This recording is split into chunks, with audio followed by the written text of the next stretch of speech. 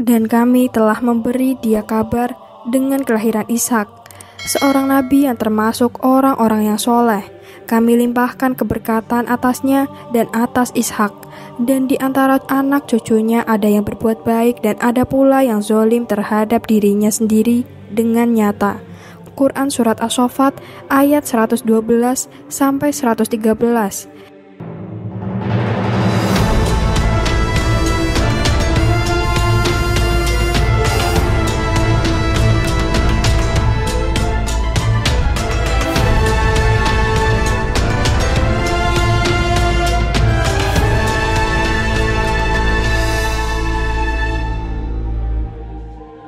Assalamualaikum warahmatullahi wabarakatuh. Halo Sobat Muslimpedia, semoga Allah selalu menjaga antum semuanya. Dan di video kali ini kita akan membahas tentang apakah benar bangsa Israel adalah Bani Israel yang disebut di dalam Al-Quran. Bani Israel yang disebut di dalam Al-Quran merupakan keturunan Nabi Yakub alaihi salam, berbeda dengan Israel yang saat ini yang didominasi Zionisme. Menurut Ibnu Katsir, dalam kitabnya Bidayah wa Al-Nihayah, Nabi Ibrahim alaihi salam lahir di Babilonia atau Irak. Beliau memiliki anak bernama Ismail atau bapak bangsa Arab dan Ishak. Selanjutnya dari Nabi Ishak alaihi salam memiliki anak bernama Yakub yang juga dinamakan Israel, dan kelak termasuk salah satu dari 25 nabi dan keturunannya disebut Bani Israel. Al-Quran mengatakan hal ini dalam surat As-Saffat, dari keturunan Nabi Ishak nanti akan menjadi anak yang taat kepada Allah, sebagian lagi akan menjadi keturunan zalim. Inilah yang kelak menjadi bangsa Israel. Nabi Ishak adalah putra Nabi Ibrahim dari istri Sarah. Sementara dengan istri keduanya, Siti Hajar, Nabi Ibrahim alaihissalam dikaruniai putra bernama Ismail yang kelak kemudian menurunkan bangsa Arab Hijaz. Nabi Yakub alaihissalam mendapatkan tugas kenabian dari Allah. Dalam rangka melancarkan tugasnya, Allah memberikan Yakub 4 orang istri dan 12 anak. Istri pertama, Li'ah, melahirkan 6 orang anak, Rawabin, Sami'un, Lawiyah, Yahuza, Badzakir, dan Zambalan. Istri kedua, Rahil, melahirkan 2 anak, yakni Yusuf dan Benyamin. Istri ketiga, Zalifah, melahirkan 2 anak, Za'ad dan Ashir, dan istri keempat, Barihah, melahirkan anak Dana dan Naftia. Dikutip dari Yahudi Ahlul Alkitab Ulil Amri 2004, sebagian besar nabi dan imam atau pemuka agama Bani Israel merupakan keturunan Lewi. Beberapa keturunan antara lain Musa, Harun, Samuel atau Samuel, Ilyas atau Elia, Zakaria, dan Yahya atau Yohanes Pembaptis. Sebagian pendapat menyatakan bahwa Maryam atau Maria termasuk keturunan Lewi. Dalam Islam, Yakub adalah orang yang soleh dan sebagai seorang nabi, meski namanya cukup banyak disebutkan bila dibandingkan nabi yang lain. Kisahnya yang termaktub dalam Al-Quran hanyalah terkait kehidupan Yusuf dan wasiatnya. Israel adalah nama kedua untuk Yakub alaihi salam, dan kedua Yakub inilah Bani Israel atau bangsa Israel bernasab. Arti Israel sendiri seperti yang termaktub dalam sumber rujukan Arab adalah pilihan Allah atau hamba Allah. Adapun makna harfiah atau etimologis menurut kaum Yahudi ialah orang yang bergulat dengan Tuhan. Di dalam bahasa mereka, Isra artinya bergulat, sedangkan El artinya Tuhan. Diartikan demikian karena orang-orang Yahudi ini meyakini, seperti yang tertera dalam kitab Taurat, bahwa Yakub pernah bergulat melawan Allah dan berhasil mengalahkannya. Maha suci Dia dan anggapan mereka itu. Dikutip dari Taurat, kitab Kejadian 32 atau 25 sampai 29. Dalam Al-Quran, nama Yakub disebut 16 kali. Dia juga disebut dengan Israel sebanyak 2 kali. Dalam Al-Quran, tidak dikisahkan mengenai Yakub yang berdakwah kepada kaum tertentu, tetapi disebutkan bahwa dia selalu mengingatkan manusia kepada negeri akhirat. Namanya dalam Al-Quran kerap dirangkaikan bersama Ibrahim dan Ishak, juga dengan beberapa nabi yang lain. menegaskan kedudukannya sebagai nabi, orang soleh, dan sosok beriman yang diberi wahyu dan petunjuk oleh Allah Subhanahu wa Ta'ala. Disebutkan pula bahwa Allah menganugerahi kitab dan kenabian pada keturunannya. Umat Islam juga diperintahkan untuk beriman kepada wahyu Allah, baik yang diturunkan kepada Muhammad maupun kepada nabi-nabi yang lain. Di antaranya adalah Yakub. Juga diperintahkan untuk tidak membeda-bedakan para nabi dan berserah diri kepada Allah. Pada mulanya, keturunan Yakub hidup atau tinggal di wilayah tengah Palestina, kemudian pindah ke suatu pedesaan di daerah Gurun Naqab, selatan Palestina, serta dekat dengan semenanjung Sinai. Baik Al-Quran dan Alkitab menyebutkan mengenai wasiat Yakub sebelum meninggal. Dalam Al-Quran disebutkan sebagaimana Nabi Yakub alaihissalam bertanya kepada anak-anaknya, "Adakah kamu hadir ketika Yakub kedatangan tanda-tanda maut, ketika ia berkata kepada anak-anaknya, 'Apa yang kamu sembah sepeninggalanku?' Mereka menjawab, 'Kami akan menyembah Tuhanmu dan Tuhan nenek moyangmu, Ibrahim, Ismail, dan Ishak, yaitu Tuhan yang Maha Esa, dan kami hanya tunduk patuh kepadanya.'" Quran Surat Al-Baqarah ayat 133. Wasiat Yakub dalam kitab terkait peran dari keturunan anak-anaknya di masa mendatang. Seperti keturunan Yehuda akan mewarisi tongkat kerajaan, keturunan Zebulun akan tinggal di tepi laut dan menjadi pangkalan kapal, keturunan Asher akan memiliki makanan mewah, berlimpah, dan akan memberikan santapan-santapan raja, dan keturunan Naftali akan dikaruniai anak-anak yang indah. Selama hidupnya, Nabi Yakub melakukan perjalanan ke utara Irak, kembali ke Palestina, dan akhirnya menetap di Mesir hingga meninggal di usia 147 tahun. Dia dimakamkan di Hebron, Palestina, bersama dengan ayahnya, sesuai dengan keinginan terakhirnya. Jenazahnya diantar ke Palestina dan diiringi putra-putranya, para pegawai raja, dan para sesepuh istana. Nabi Yakub dikebumikan di Gua Mahpelah atau Gua para bapa leluhur di Hebron bersama Sarah, Nabi Ibrahim, Nabi Ishak, Ribka, dan Lea. Setelah menjadi wilayah kekhalifahan, tempat ini didirikan sebuah masjid yang kini kita kenal dengan Masjid Ibrahimi. Sesudah Yusuf dan Yakub wafat, keadaan Bani Israel di Mesir berubah drastis. Mereka mengalami penghinaan maupun penindasan di tangan penguasa Fir'aun. Terkait peristiwa tragis ini, Allah pun berfirman, "Dan ingatlah ketika kami menyelamatkan kamu dari Fir'aun dan pengikut-pengikut Fir'aun. Mereka telah menimpakan siksaan yang sangat berat kepadamu. Mereka menyembelih anak laki-lakimu dan membiarkan hidup anak-anak perempuanmu, dan pada yang demikian itulah merupakan cobaan yang besar dari Rabb-mu." Quran Surat Al-Baqarah ayat 49. Kemudian Nabi Musa menyelamatkan Bani Israel dari tangan Fir'aun. Sekali lagi kisah ini diriwayatkan dalam Al-Quran di beberapa tempat. "Dan kami wariskan kepada kaum yang tertindas itu bumi bagian timur dan bagian baratnya yang telah kami berkahi, dan telah sempurnalah firman Tuhanmu yang baik itu sebagai janji untuk Bani Israel disebabkan kesabaran mereka. Dan kami hancurkan apa yang telah dibuat Fir'aun dan kaumnya dan apa yang telah mereka bangun." Quran Surat Al-A'raf ayat 137. Fakta yang sesungguhnya ialah bahwa Yakub bukanlah salah seorang pemeluk agama Yahudi. Pasalnya, Taurat yang dijadikan kitab suci serta sumber ajaran kaum Yahudi diturunkan setelah masa Yakub. Yang benar, Yakub adalah seorang pemeluk agama Hanifiyah atau agama yang lurus atau penganut tauhid murni, yaitu agama Nabi Ibrahim. Kesimpulannya, Al-Quran membantah klaim orang-orang Bani Israel yang telah menyimpang dari kebenaran yang berbohong Nabi Yakub sebagai pemeluk Yahudi. Wahai ahlul kitab, mengapa kamu terbantah-bantahan tentang Ibrahim padahal Taurat dan Injil diturunkan setelah dia? Ibrahim, apakah kamu tidak mengerti? Quran Surat Al-Imran ayat 65. Kemudian Allah menjelaskan kebohongan mereka dalam firman-Nya. Ibrahim bukanlah seorang Yahudi dan bukanlah pula seorang Nasrani, tetapi dia adalah seorang yang lurus, Muslim, dan dia tidaklah termasuk orang-orang yang musyrik. Quran Surat Al-Imran ayat 63.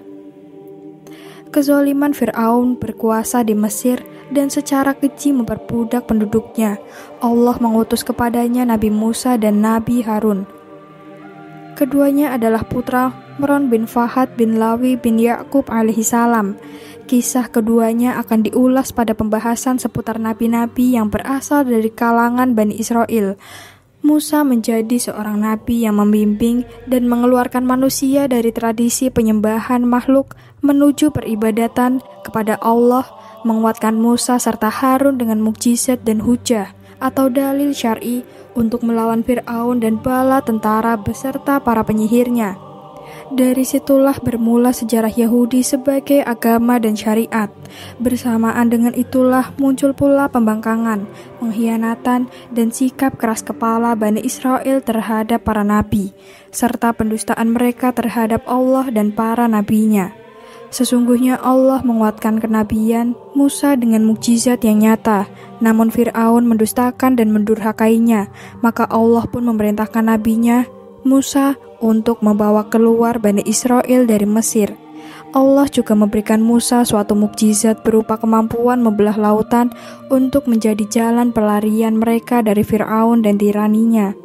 Tatkala Fir'aun dan bala tentaranya mengejar kaum Musa hingga ke tengah lautan, Allah pun menenggelamkan mereka semua, sehingga Musa dan Bani Israel selamat hingga tiba di tanah Sinai.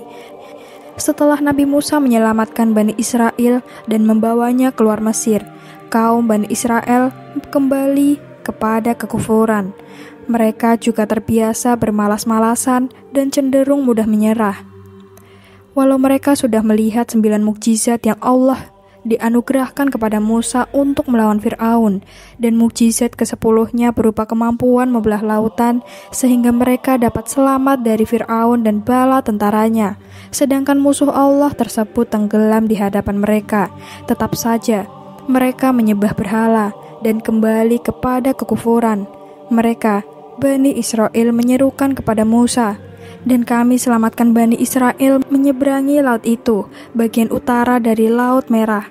Ketika mereka sampai kepada suatu kaum yang tetap menyembah berhala, mereka, Bani Israel, berkata, "Wahai Musa, buatlah untuk kami sebuah Tuhan atau berhala, sebagaimana mereka mempunyai beberapa Tuhan atau berhala." Musa menjawab, "Sungguh, kamu orang-orang yang bodoh."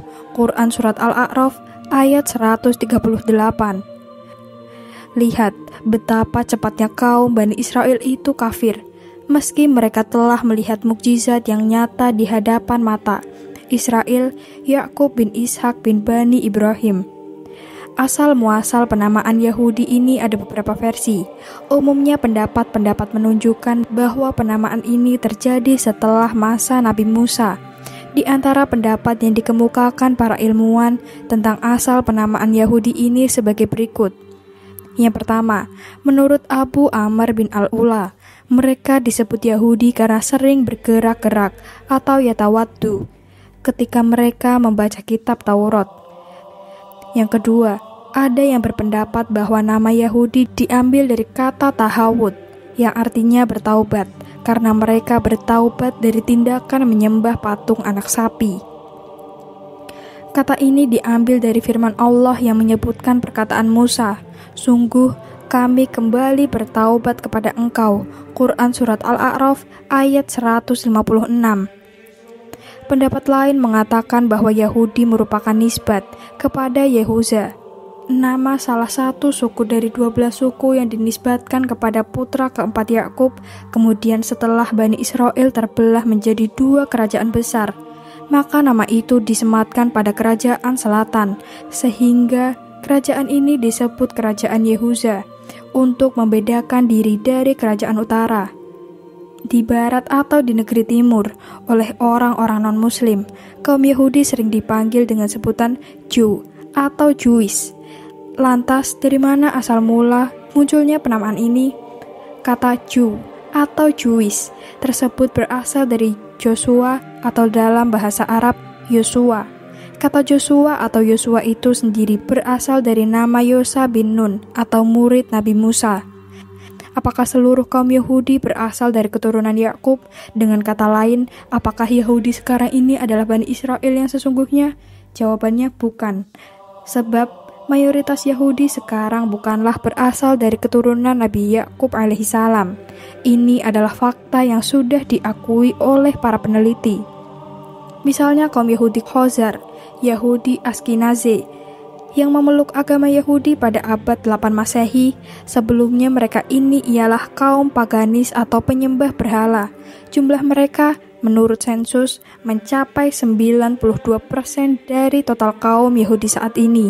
Sementara 8% sisanya adalah berasal dari suku penganut paganisme dari pedalaman Afrika dan Asia, serta pesisir Laut Tengah, Yahudi Sephardim dan Flaska. Mereka semuanya diyakini bukan berasal dari keturunan Yakub. Sejarah mencatat Tuba atau Tuban As-Sa'ad Abu Karab, Raja Yaman yang merupakan umat Yahudi, telah memaksa rakyatnya untuk turut memeluk agama ini. Ia membakar hidup-hidup mereka yang menolaknya. Demikian pula putranya yang memerintah sepeninggalannya. Dari sinilah agama Yahudi mulai memasuki negeri Yaman, padahal penduduk Yaman sebenarnya bukan keturunan Israel atau Yakub. Oleh sebab itulah, pendapat yang menyatakan bahwa Yahudi sekarang berasal dari keturunan Yakub adalah dusta dan kebohongan besar yang dibantah oleh para peneliti dan fakta sejarah. Ada banyak undang-undang yang menetapkan siapa saja yang berhak menyandang status kewarganegaraan Israel, yakni sesuai dengan undang-undang yang berlaku di negeri Zionis tersebut. Di antaranya adalah yang pertama, Undang-Undang tentang Kepulangan Yahudi ke Israel. Undang-undang ini dikeluarkan pada 5 Juni pada tahun 1950 yang memberi hak kepada setiap Yahudi di seluruh dunia untuk bermigrasi ke Israel dan mendapatkan kewarganegaraan Israel tanpa syarat. Yang kedua, Undang-Undang tentang Kewarganegaraan Israel yang dikeluarkan pada 14 April 1952. Yang ketiga, undang-undang ini terbagi ke dalam 2 isi pokok atau inti. Pertama, bagi kaum Yahudi Palestina, mereka mendapatkan kewarganegaraan Israel tanpa syarat apapun. Kedua, bagi bangsa Arab Palestina, mereka bisa mendapatkan kewarganegaraan Israel dengan 3 syarat. Yang pertama, tercatat di dalam dokumen bahwa ia sudah berada di wilayah Palestina sejak sebelum tahun 1948. Yang kedua, tidak memiliki kewarganegaraan lain. Yang ketiga, bercakap dengan bahasa Ibrani. Sebenarnya, apa yang sekarang dikenal dengan sebutan negara Israel berdiri di atas fondasi rasisme teologis yang keras. Sejak awal hingga akhir, negara ini hanyalah milik Yahudi ekstrim dan penjajah, tak ada yang lainnya. Jumlah populasi pendidikan Israel sebanyak 9.506.000 sejak berdirinya negara palsu, Israel. Ada 3,3 juta orang telah bermigrasi ke tempat ini. 45% dari mereka tiba sejak 1990. Israel menyambut sekitar 25.000 imigran baru pada tahun 2021, meningkat 29% dari tahun 2020. Sebagian besar imigran berasal dari Rusia, 30%, Perancis 15%, Amerika Serikat 14%, dan Ukraina 12%. Bangsa Israel modern saat ini adalah mereka yang mendukung pembentukan dan mendukung tanah air bagi orang-orang Yahudi yang berpusat di wilayah jajahan Palestina. Itulah Zionisme. Karenanya, penduduk Israel yang sekarang tidak bisa disamakan dengan bangsa Israel, sebagaimana yang dimaksud dalam Al-Quran. Gambar yang ditampilkan hanya ilustrasi, dan kami memohon maaf jika ada kesalahan dalam penulisan maupun penyebutan. Semoga konten ini bisa menghibur dan bisa memberikan inspirasi, edukasi, dan kebaikan dalam kehidupan sehari-hari. Wassalamualaikum warahmatullahi wabarakatuh.